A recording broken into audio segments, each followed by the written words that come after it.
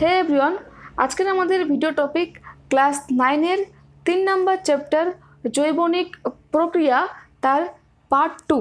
এর আগে পার্ট 1 হয়েছে, সেটা সেট নাম্বার 2-তে ছিল, আর সেট 1ও হয়ে গেছে। প্রথম চ্যাপ্টার আর দ্বিতীয় চ্যাপ্টার মিলে সেট 1, আর 3 নম্বর চ্যাপ্টারের পার্ট 1টা সেট 2 আর এটা সেট 3। আই হোপ তোমরা বুঝতে পেরেছো। যারা নিউ ভিউয়ার্স তাদের জন্য বলছি, বা যদি তুমি সমস্ত ভিডিও আমার দেখতে চাও, আজ অবধি কতগুলো ক্লাস করেছি প্লেলিস্টটা চেক করো, সমস্ত ভিডিও পেয়ে যাবে। আর অনেকে রিকোয়েস্ট করছে যদি ইংলিশটা একটু বেশি করে করাও, ফিজিক্যাল সায়েন্সটা করাও, তো আমি সব কিছু করাবো। তোমরা একটু আমার অবস্থাটা বোঝার চেষ্টা করো। অনেকগুলো ডিমান্ড আসছে, তো আমি সবগুলো ফিল করার চেষ্টা করছি। কেউ বলছে বইয়ের রিভিউ দাও, কেউ বলছে টেলিগ্রাম চ্যানেলে কুইজ করাও, তো আমি আস্তে আস্তে করে সব কিছু করাচ্ছি। আমাদের ইবুকটাও আসছে, তো just give me some Times, সব কিছু হয়ে যাবে। আর টেলিগ্রাম চ্যানেলে এখনও পর্যন্ত কেউ যুক্ত না হয়ে থাকলে অবশ্যই যুক্ত হয়ে যাও। তো চলো আমরা এবার শুরু করছি। এই সেটটাতে 80টা প্রশ্ন আছে। সালোক সংশ্লেষে উৎপন্ন গ্লুকোজ অণুর অক্সিজেনের উৎস কোনটি? Carbon die oxide. কোন উদ্ভিদে অঙ্গ বাষ্পমোচনের প্রক্রিয়ায় অংশগ্রহণ করে না? কোন উদ্ভিদঙ্গ? মূলরম। উদ্ভিদ দেহে ফ্লোয়েমের মাধ্যমে খাদ্যরসের পরিবহন কোন অভিমুখে ঘটে? ঊর্ধ্বমুখে, নিম্নমুখে ও পার্শ্বমুখে, পূর্বের সবকটি অভিমুখে। 4 নম্বর অপশন। ট্রাকিয়া কোন প্রাণীর শ্বাস অঙ্গ? ফড়িং। বৃক্কের গঠনগত এককের নাম হচ্ছে নেফ্রন। সালোক সংশ্লেষ প্রক্রিয়ায় উৎপন্ন অক্সিজেনের উৎস হল জল। গ্লাইকোলাইসিস প্রক্রিয়ায় উৎপন্ন মোট এটিপি অণুর সংখ্যা হল 2 অণু। তারপর প্রোটিনকে পেপটনে পরিণত করতে যে উৎসেচকের প্রয়োজন হয় তা হল পেপসিন। হিমোলিম্ফের উপস্থিতি লক্ষ্য করা যায় আরশোলায়। ধুতুরা গাছের পাতায় যে উপক্ষারটি পাওয়া যায় তা হল ডাটুরিন। কোনটি বাষ্পমোচনে সাহায্য করে না? কিউটিকল। একটি প্রোটিন ভঙ্গক উৎসেচক হলো সুক্রোজ। আরেকটা কথা, আজকে টেলিগ্রাম চ্যানেলে আমি অনেকগুলো পেজ দিয়েছি এই চ্যাপ্টার থেকে ইম্পর্টেন্ট, যেই ওই পেজগুলো কভার করলে অনেকগুলো প্রশ্ন তোমার খুব সহজে হয়ে যাবে, ছক করে দেওয়া আছে। তো অবশ্যই সেই পেজগুলো তোমরা ভালো করে দেখবে, ওকে। আর আজকের যে হচ্ছে এই যে ভিডিওটা, এই ভিডিওর এই প্রশ্নগুলোই আমি কুইজ পোল করব টেলিগ্রাম চ্যানেলে আজ 9টা কি 9:30টার সময়, ওকে। সো সবাই অ্যাক্টিভ থাকবে, কুইজ পোলে পার্টিসিপেট করবে। কোথায় বলছিলাম? এবার অ্যালার্জি প্রতিরোধে অংশগ্রহণ করে ইউসিনোফিল। অর্নিথন চক্রের মাধ্যমে উৎপন্ন হয় অ্যামোনিয়া থেকে ইউরিয়া। অনাক্রমতা তন্ত্রে টি লিম্ফোসাইট কোষ পরিণতি লাভ করে থাইমাসে। সালোক সংশ্লেষের ফলে উৎপন্ন পদার্থ নিচের কোনটি? শর্করা ও অক্সিজেন, O2। বিষম পৃষ্ঠ পাতায় পত্ররন্ধ্র থাকে নিম্নতকে। শর্করা ভঙ্গক উৎসেচক নয় কোনটি? ইরেপসিন। সবগুলো অপশন পড়ছি না, অনেক টাইম নষ্ট হবে। নিচের কোনটি রক্ত সঞ্চনে সাহায্য করে? থ্রম্বোকাইনেজ। কোনটি নাইট্রোজেন ঘটিত রেচন পদার্থ নয়? রোজন। সালোক সংশ্লেষের অন্ধকার দশা ঘটে দিনের বেলায়। ছবিতে চিহ্নিত কোষ অঙ্গাণুগুলির মধ্যে কোন কোষ অঙ্গাণুটি ক্রেবস চক্রের সঙ্গে সম্পর্কিত? এই ছবিটি দেখতে পাচ্ছ, ঠিক আছে, যেখানে যে এ পয়েন্ট করা আছে সেই জায়গাটা, ওকে। তারপর নিচের কোন জোড়াটি সঠিক? রসের উৎসত জাইলেম কলা। 1 গ্রাম ফ্যাট দহনে উৎপন্ন শক্তির মান হল 9.3 kcal। মানব হৃৎপিণ্ডে রক্ত প্রবাহ একমুখী রাখতে কে সাহায্য করে? কোপাটিকা। মানুষের প্রধান রেচন অঙ্গের নাম কি? বৃক্ক। কিডনি। পিত্তরস কোনটি থেকে নিঃসৃত হয়? পিত্তরস যকৃৎ থেকে। সবথেকে বেশি হারে বাষ্পমোচনে সাহায্যকারী অঙ্গটি হলো পত্ররন্ধ্র। কোনটি? গ্রানুলোসাইট নয়, লিম্ফোসাইট। কোন পদ্ধতিতে পাইরুভিক অ্যাসিড তৈরি হয়? গ্লাইকোলাইসিস। নার্ভের মায়োলিন আবরণ গঠনে অংশ নেয় লিপিড। অ্যাকচুয়ালি আমার কথাগুলো একটু অন্যরকম হয়ে যাচ্ছে, আমার দাঁতে প্রচণ্ড ব্যথা, নতুন দাঁত বেরোচ্ছে একদম লাস্টের মাড়ির দিকে, তাই কিছু মনে করো না কেউ। স্পিরাকল দেখা যায় যে প্রাণীতে, সেটি হলো ফড়িং।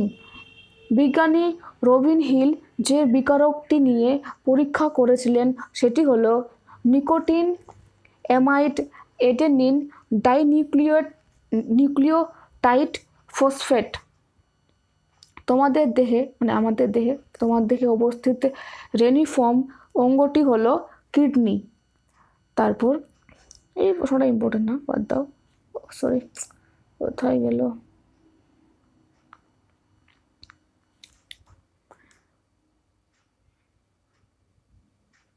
একটি পতঙ্গভোগ উদ্ভিদ হলো কলসপত্রী। এটা অনেকবার করিয়েছি আমি এর আগেও।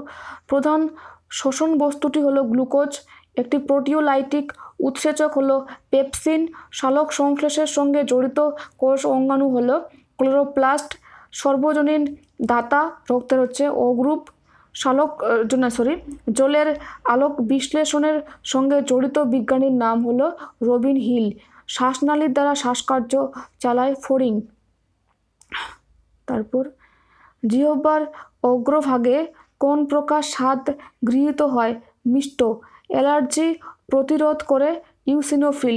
কোন উদ্ভিদ থেকে রেসারপিন উপখাদ্যটি পাওয়া যায়? সর্পগন্ধা। সালোক সংশ্লেষে সক্ষম একটি প্রাণী হলো ক্রাইসেমিবা। প্ল্যানেরিয়া রেচন অঙ্গ হলো ফ্লেম কোষ।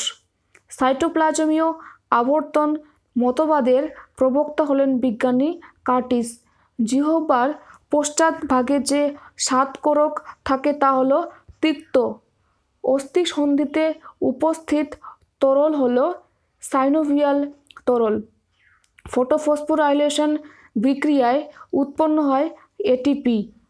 তারপর উদরগহ্বরের কোটি অঞ্চলে পেরিটোনিয়াম পর্দার নিচে অবস্থিত অঙ্গটির নাম হলো বৃক্ক। প্রদত্ত কোনটি উদ্ভিদের সজীব কোষ? ফ্লোয়েম তন্তু। রসের উৎস্রোতের জন্য দায়ী প্রক্রিয়া হলো সবকটি, এখানকার যতগুলো আছে মূলজ চাপ। ফুসফুসের আবরণী হলো প্লুরা। সালোক সংশ্লেষের জেট প্রকল্পটির বর্ণনা দেন বিজ্ঞানী হিল ও মেন্ডেল।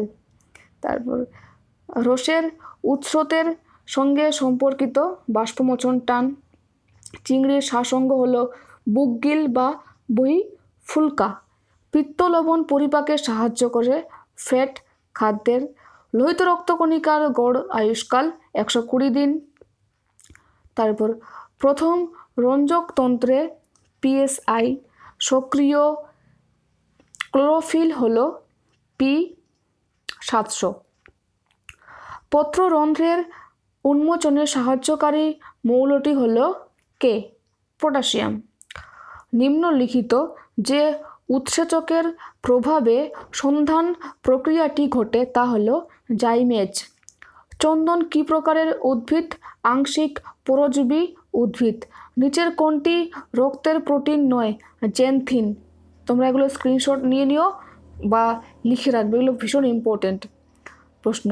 নিচের কোনটি সিবেসিয়াস গ্রন্থি থেকে ক্ষরিত হয়? কোলেস্টেরল, কারণ এগুলো একদম ডিরেক্ট টেক্সট বই থেকে ইম্পর্টেন্ট।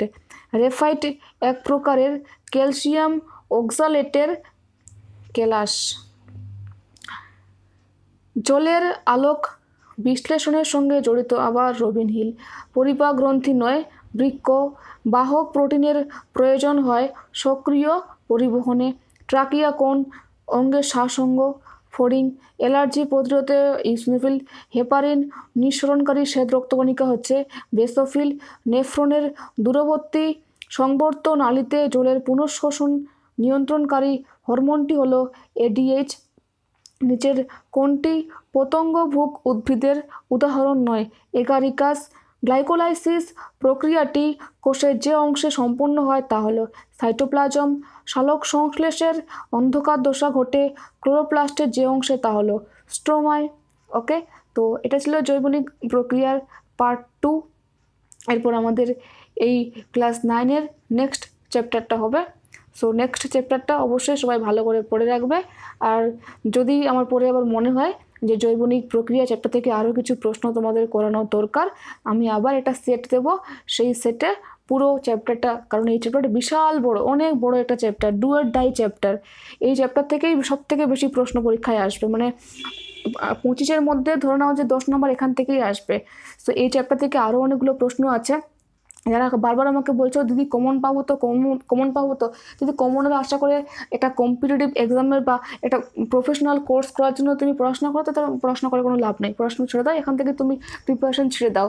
অবশ্যই তোমাকে অনেক অনেক পড়তে হবে। তোমার যদি মানে কি বলবো 100% নলেজ অ্যাডপ্ট হয়ে যায়, তাহলে তোমাকে কেউ এখানে একটা সিট পাওয়া থেকে স্টপ করতে পারবে না। তুমি একটা সিট পাবেই, কিন্তু তোমাকে পড়তে হবে। কমনের আশা করে এটা তো তুমি মাধ্যমিক পরীক্ষা দিচ্ছ না বা উচ্চ মাধ্যমিক পরীক্ষা দিচ্ছ না, এখানে তোমাকে সমস্ত কিছুই পড়তে হবে। নো কমনের আশা, যদি পড়ো তুমি সবগুলো পেয়ে যাবে। ঘুরিয়ে পেঁচিয়ে আসুক, যেমনই প্রশ্ন আসুক না কেন, তুমি অ্যাটলিস্ট পাবে। তাই সবাইকে বলবো কেউ কমনের আশা করে পড়বে না। তুমি আগে টেক্সট বই ফলো করো অ্যান্ড প্র্যাকটিস সেট করো। যত প্র্যাকটিস সেট করবে তোমার তত ভালো হবে। অবশ্যই তার আগে টেক্সট বইটা পড়তে হবে। So stay tune, tata.